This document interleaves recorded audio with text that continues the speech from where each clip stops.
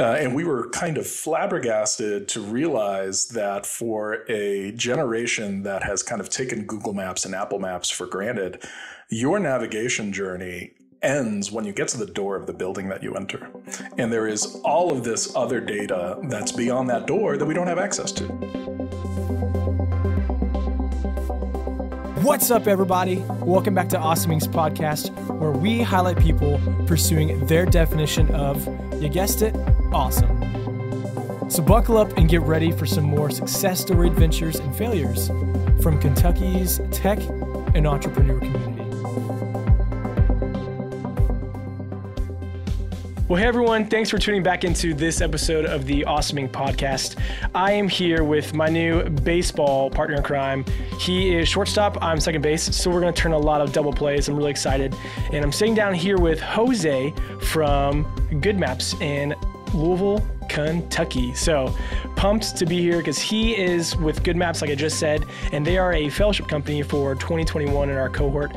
So excited to sit down with you, have you on the podcast, and get to share with people across the state in our entrepreneurial ecosystem what you do and why they should care about the problem you are solving. So awesome. Thank you so much for having me, Garrett. Yeah, so my name is Jose Gastambide. I'm the founder and the CEO of Goodmaps. I'm a relatively recent Louisville transplant, originally from Puerto Rico, and moved here to Louisville with my wife, who's a Louisville native, and have been at Goodmaps for 2 years now.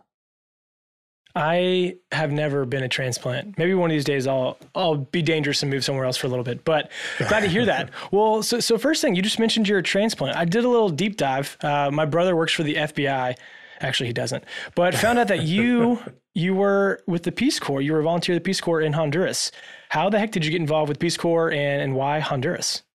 You know, I reached a stage in my life where I found that service was giving me a lot of energy and giving me a lot of purpose. And the more I did it, the more that resonated and the more that was true. And the Peace Corps is something that had always captured my imagination. And at one point I said, wait, why not the Peace Corps? Why not go and serve abroad for a couple of years? I was 3.5 years into my career at that point, and I just felt like if I don't do this now, I'm just never going to be able to do it. And so in 2007, I shipped off and joined Honduras. Now, back in those days, the Peace Corps did not let you choose where you went to. These days, when you apply, you'd apply to a particular post, but not when I applied. And so during my interview, they said, "Where do you want to go?" And I said, "Well, anywhere, so long as it's not Spanish speaking. I want to learn a new language." And then, the invite comes in, and they're sending me to Honduras. And they knew what they were doing, and I didn't, and it allowed me to kind of hit the ground running on day one instead of burning a year just trying to figure out what people are saying to me. Totally. I get that. I look back at my life and I wish I would have learned a second language, because English is great here, but when you travel abroad, sometimes you're scratching your head because you don't know how to interact. So again, you were with the Peace Corps and then you went off to college. That's correct? No, I went from the Peace Corps to graduate school to my MBA at Cornell. Perfect. I actually said that on purpose just so you could talk about it. And then we're going to have a plug for Andy from The Office because he's a Cornell grad. There you go. So yeah, again, you went to... Have you heard of it? Yeah, have you heard of it? Oh man, that's so good. So one of the things I found most interesting is just to pick people's brains on what they valued from their educational experience. So again, you got a bachelor's at Babson College and then an MBA from Cornell, like you just mentioned. I think now you're not probably on the same path you were when you were in school.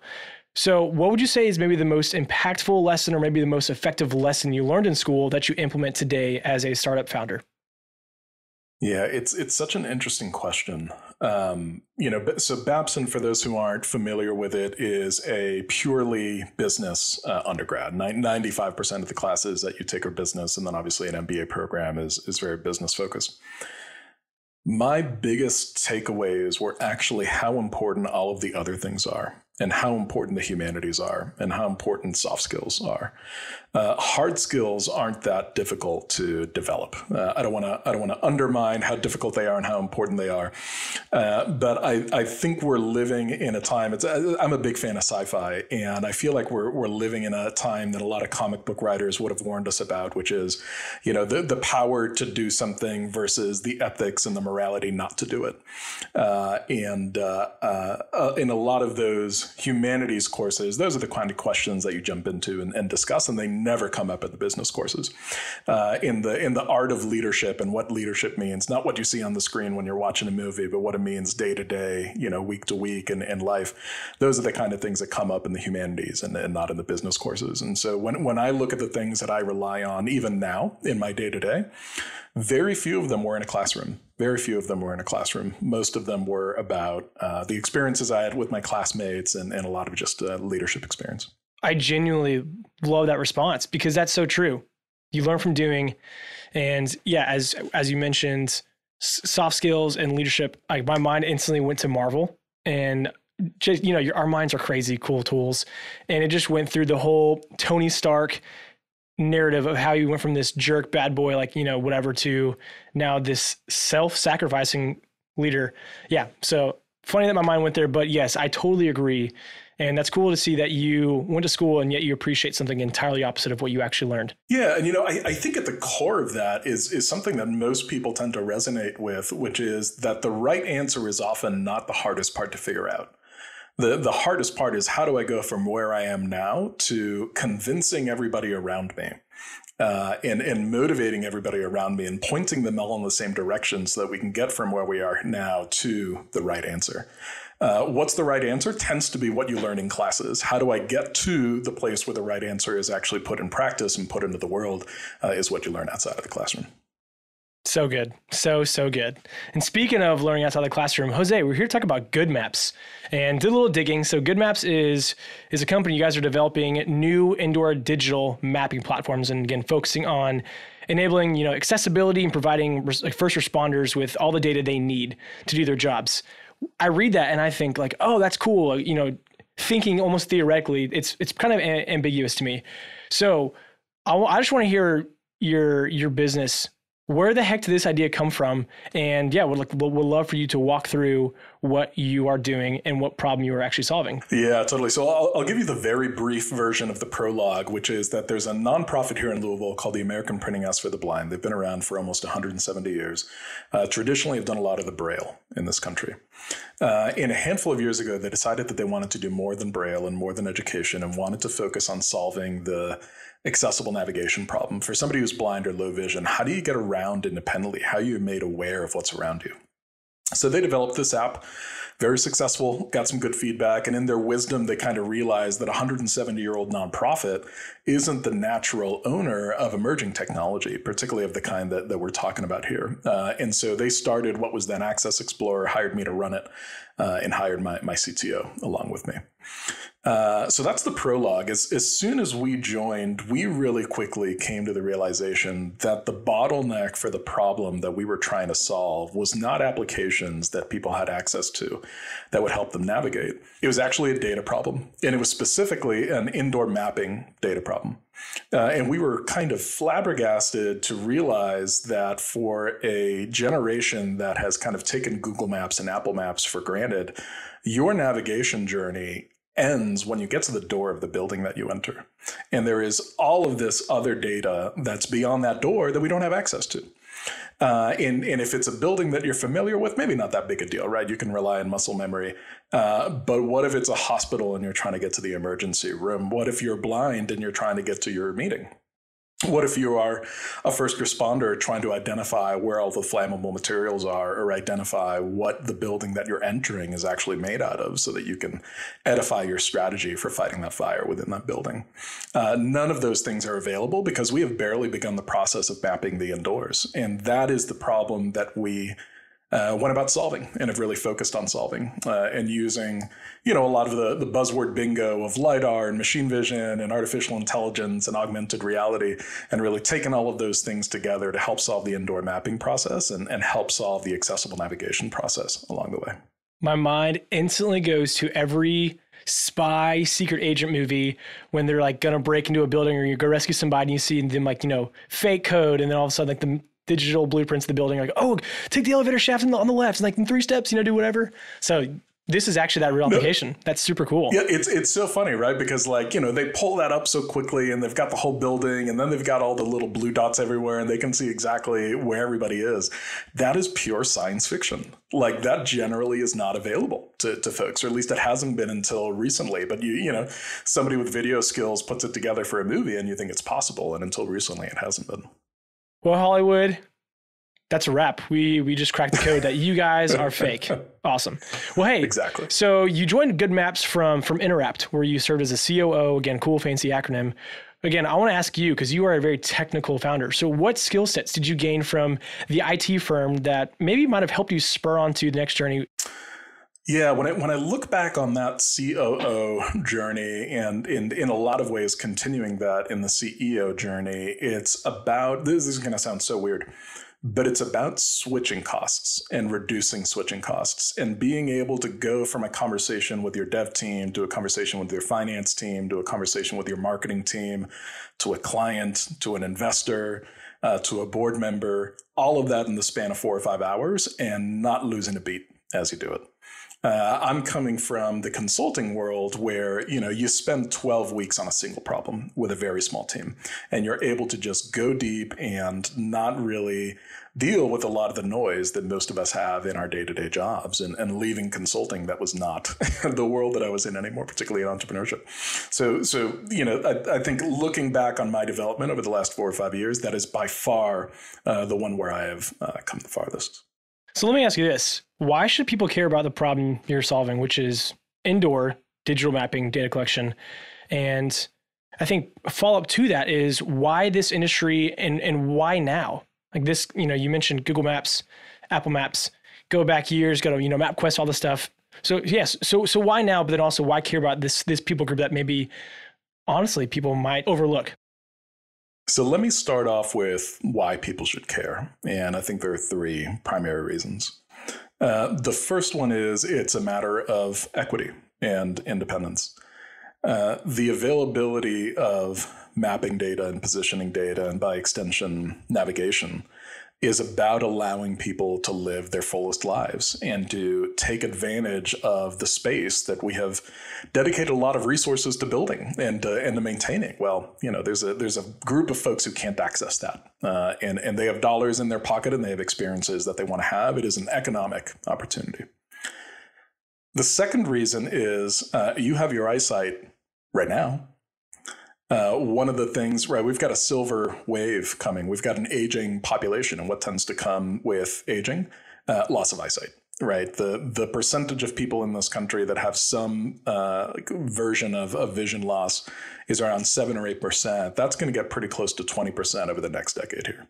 So what you're really doing by enabling your building with accessible navigation is actually making it future-proof and making sure that you can continue to engage your current clientele and all of the clientele whose needs are going to be evolving over the years to come. But the other reason that people should really care is the curb cut effect. Are you familiar with curb cut effect? Should I go into that? Yeah, you definitely go into it, because even though I'm an expert in this, one of our listeners might not be. AKA, I know nothing. So the curb cut is the little ramp that we put into curbs when you're walking the street. Exactly, and it came from the accessibility movement in the 60s and 70s and was part of the ADA, and it was put in for people who use wheelchairs. Well, as it turns out, there's an enormous benefit to everybody from the curb cut. Cyclists, mothers with strollers, people with, a short gait. That wasn't the reason that they were put in, but everybody benefits from the curb cuts in some shape, way, or form. Let me give you another example that I think really hits home. The very first audiobook was recorded in the basement of the American Printing House for the Blind, and it was recorded for veterans who were coming home from World War II blinded. It was created with a very specific, very niche audience in mind, and now it's a multi-billion-dollar industry. If you develop technology for super users and for really extreme use cases, you are going to stumble into a value proposition that goes well beyond that originally intended audience. And that's really, really exciting for us. When we started this journey, we had no idea all the different ways that our technology could be packaged to benefit folks. Firefighters and first responders is something that we didn't start this journey expecting. And the more people we talk to, the more we're like, oh my God, this technology can save lives. Tracking hospital equipment uses the same fundamental technology that we have, maps and sensors and cameras and blue dotting. The average hospital will waste $2 million a year in hardware that they lose or time that they spend having people chase that hardware. You can track all of that using the same technology that we have and save all of those expenses. So when you focus on one of these really niche, really specific problems and solve it, there's all kinds of benefits that come beyond it. And that's what we're living. Sometimes it is hard for me even to hear what people are solving, what you guys are accomplishing. And I say you guys as in startup founders that we work with and past and present fellowship companies. And just to think, you mentioned, the first audiobook was made for World War II veterans coming home blind. That just puts that puts so much into perspective for me. Yeah, so super cool. Thanks for sharing that. And then you bring up something like in the hospitals when either inventory goes missing or employees, nurses, doctors, whomever have to go track that down. That's your most expensive asset right there. So very cool to see that this has such a wide range of what you guys are solving and where this focus can go. So super cool. And again, if that didn't answer anybody's question of like why should this care? Why does this matter to me? Then you need to check yourself. So super cool. Jose, let me ask you this. So if you could spend, no more than 4 or 5 hours a week on your business, so on Goodmaps, where would you spend them? I would split them between my team and my clients. I think those are ultimately the lifeblood of any successful business. You've got to have a culture that resonates with your strategy and a team that can execute on that strategy. And you've got to be close to your clients. You've got to know what it is that they're thinking about or what it is that they're sweating every day and how you can help make that a little bit easier. Everything else is about facilitating those two things. We're just meeting for the first time, but I can tell that you're a real leader. So that's... I love hearing that. You're welcome. You're welcome. So I looked and I saw in Sports Illustrated that you swam the English Channel and Alcatraz without a wetsuit, which is pretty impressive. And you cycled across the country. So are you just some adrenaline junkie? Like how the heck did you prepare for these feats? This is super cool. I wouldn't say that I'm an adrenaline junkie. I would say that I'm an adventure junkie. And I think one of the things that I've always been afraid of from a young age is living a boring life. And I used to read a lot when I was a kid. I used to skip swim practice so I could read under the bleachers. And I just always found myself transported to these other lives, these other worlds, these other experiences. And I just wanted to live as many of those as possible. And so when the English Channel came up, when that opportunity came up, it was a chance to do something unique and to test myself and to push myself. When Alcatraz came up, I'd actually torn my rotator cuff since swimming the English Channel. And it was, another opportunity to go through another story in my life. The biking across the country was in between graduate school and starting my work at McKinsey. I was like, I got 3 months before I go headfirst into a really intense profession. What better way to spend it than alone on a bike, seeing the country and seeing a part of the country that I would probably never again get a chance to experience in this way. So for me, it's less about adrenaline and more about adventure. You're so cool. I want to hang out with you. This is great. So you mentioned you're a transplant from Puerto Rico. You live in Louisville now with your wife, Catherine, and your soon-to-be slugger of a son, Emiliano, and your dog. So I found out you're an avid baseball fan. I said that earlier in the show that we're going to be turning double plays in the business world. What is the best wisdom or maybe life advice you could give about balancing your life, balancing being a husband, a father, with being a business owner and an entrepreneur? It is so hard, man. I think the best advice that I have and advice that I should probably give myself more often is that the business will never stop taking up your time. You've got to be capable of saying no to the business. And what that means is developing a skill set around prioritization and around willpower of enforcing that prioritization. And knowing when you're living the 80-20 rule and when you're beyond the 80-20 rule, and knowing, making the distinction between what's urgent and what's important, I think is a skill that takes a while to refine. there is such a prevalence of mental health issues among startup founders. And I think what that boils down to is this sense of identity that we tie to the success of the business, that the business doing well means that I have value or that I have done something worthwhile.